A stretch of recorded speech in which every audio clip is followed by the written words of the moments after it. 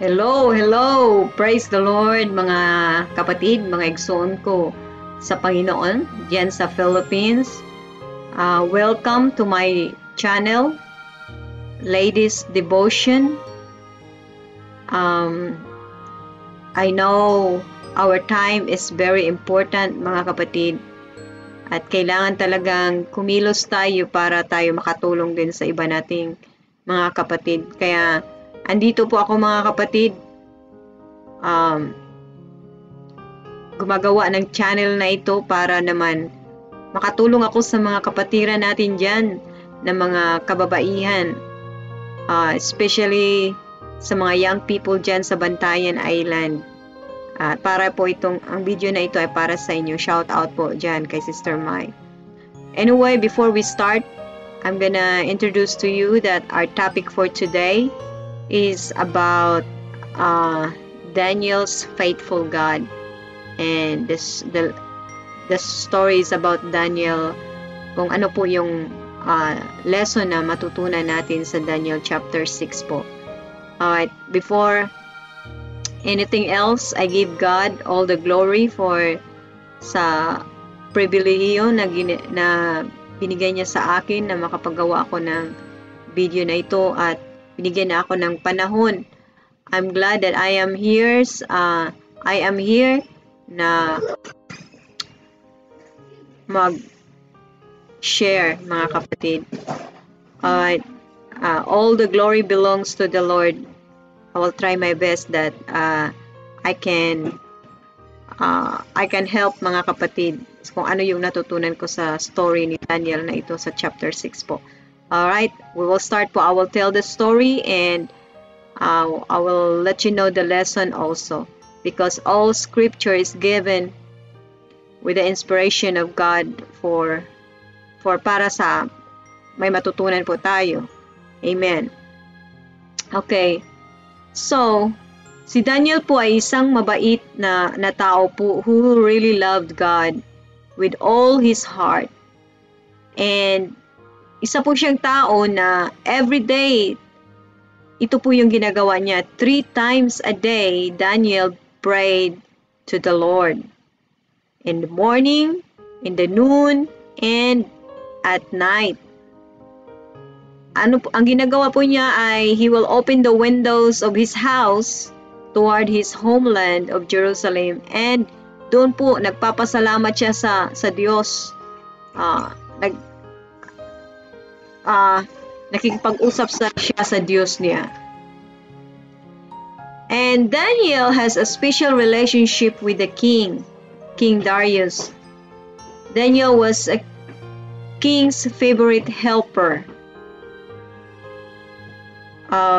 Dahil nga sa character ni Daniel, the king liked Daniel so much that he set Daniel as a ruler over the whole land. And because paborito nga siya ni King Darius, of course, ang mga tao, ang mga advisors, ito kasi si King Darius, marami itong siyang mga advisor, kung mababasa mo po yan, nagsiselos po sila kay Daniel. So, they were jealous that the king favored Daniel. And then, itong mga advisors na ito, nag-isip sila ng plano kung paano nila matatanggal si Daniel mga kapatid. So, they said, let's trick the King Darius into making a rule that Daniel cannot obey. So, nakita nila na ito si Daniel, lagi itong nananalangin 3 beses sa isang araw. Faithful talaga ito si Daniel sa Diyos niya. Tingnan nga natin, ito yung gagawin natin. Sabihin natin kay King Darius na ganito. So, yun nga ang ginawa nila mga kapatid, na sinabi nila kay King Darius na maggawa tayo ng rule na for a month, walang ibang hindi dapat manalangin ang mga tao kundi sa iyo lamang, King Darius, dahil napaka buti mong king. Dapat we will designate this month na ang mga tao ay dapat sa iyo lang. At kung sino man yung tao na hindi tumutupad sa rule na ito, ay itatapon natin sa lion's den. And then naisip ni King Darius, mga kapatid, na oo, maganda, okay, that's good, okay, gawin natin yan. So ganun nga, mga kapatid. At nung nalaman yun ni Daniel, mga kapatid, ang bagong rule, si Daniel, mga kapatid, ay hindi nagbago ang pagiging faithfulness niya sa Panginoon. Hindi siya natakot. Patuloy pa rin niyang ginagawa yung dati niyang ginagawa. Faithful talaga siya, consistent siya, mga kapatid, kahit sa mga trials na darating sa kanya. So ginawa niya ganun pa rin. So nung nakita siya ng mga advisors sa ginawa niya, sinumbong nila agad kay King Darius. Sabi nila kay King Darius na ganito si Daniel, lumalabag siya sa bago nating rule. Kailangan nating itapon si Daniel sa lion's den. So si Haring Darius, nalungkot siya dahil paborito niya yun si Daniel, pero wala siyang magawa, mga kapatid, dahil naisa batas na niya. So doon, tinapon nila si Daniel. At ito si King Darius, hindi nga siya makatulog sa gabi na yon, nagfa-fast siya. At before pala niya tinapon si King Daniel, sinabi niya na ang Diyos mo ay magliligtas sa iyo. So ito si King Darius, nakikita niya talaga na mayroon siyang pananampalataya na ang Diyos ni Daniel ay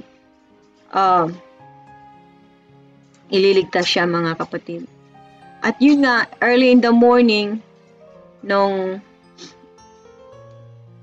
pumunta siya doon, tinanong niya kay Daniel kung niligtas ba siya ng Diyos. Sabi ni Daniel, opo, mahal na hari, may pinadala ang Panginoon ng anghel at hindi ako inano ng mga lion.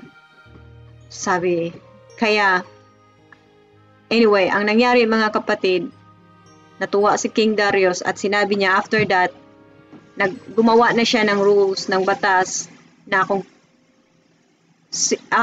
ang ginawa ng king, kung sino yung naggumawa ng batas na yon, ang mga advisor, sila yung tinapon sa lion's den. At yun nga,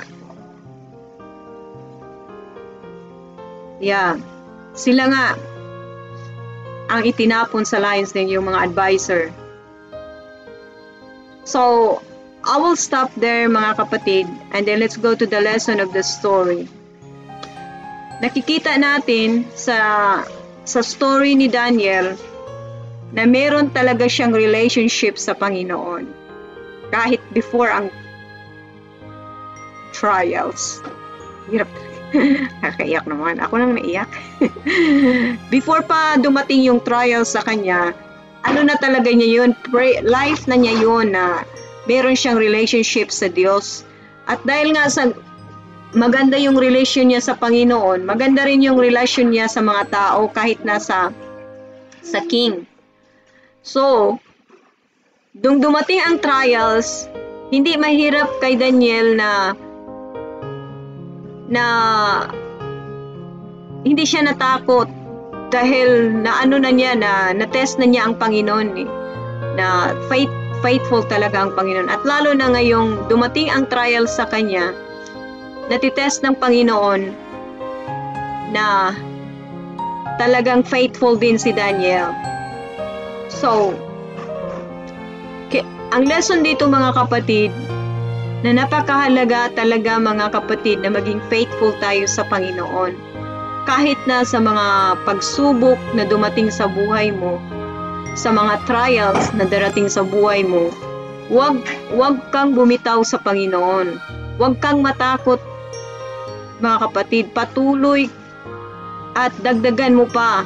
Kung faithful ka sa Panginoon ngayon, huwag mong baguhin yon. At kung ikaw na nakikinig ngayon, hindi ka faithful sa Kanya ngayon, kumbaga, hindi mo palaging ginagawa yun. Yung baga, nananalangin ka lang sa Panginoon kung may time lang. Hindi mo talaga yun bang inuuna ang Panginoon. Si Daniel talaga yun. Inuuna niya ang Panginoon. Consistent siya, mga kapatid. Wag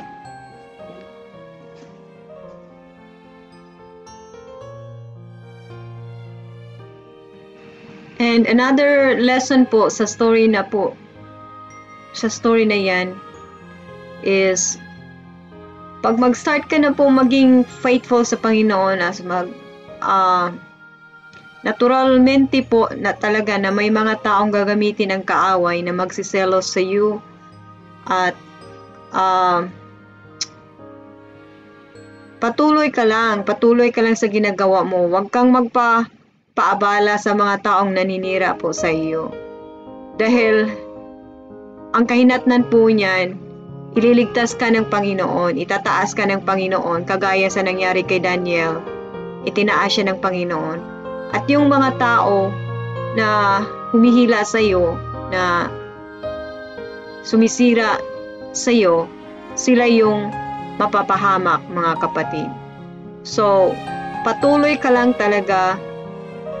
Huwag mong pansinin ang mga trials, ang mga problema mo. Dahil God is faithful.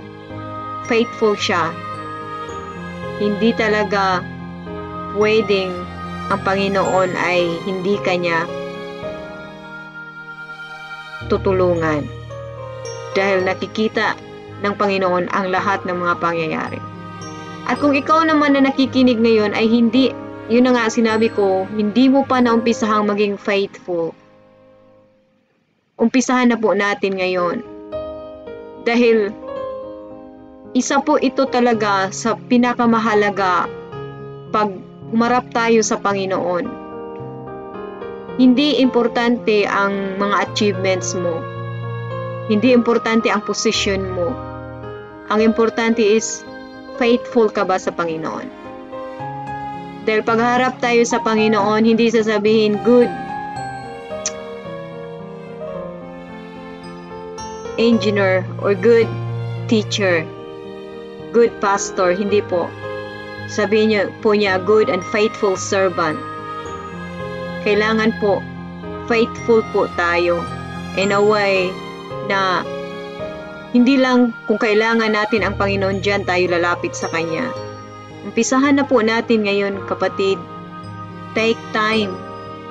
Hindi naman kailangang 3 times talaga. Mas maganda kung makaya mo 3 times. Ang kailangan lang ay araw-araw mo maggahin ka, mag-set aside ka ng time between you and God. Yung prayer na focus, mga kapatid. Mas maganda kung pupunta ka talaga sa church at doon ka tatawag sa Panginoon. Yan ang closet mo. Kasi ang church, mga kapatid, ay tinawag yan ni Panginoong Jesus na house of prayer. So, gawin po nating house of prayer ang church, mga kapatid. Set aside. Maging kagaya po tayo kay Daniel na meron siyang relation sa Panginoon. At subok niya ang Panginoon. Subukan din natin ang Panginoon, mga kapatid. Right now, I hope, mga kapatid, may nakukuha ka sa mensaheng ito at sana nakatulong ako ilagay sa puso mo ang mga bagay na ito na napakahalaga. Salamat po sa pakikinig niyo, mga kapatid. Until next time, God bless you all po. Bye-bye.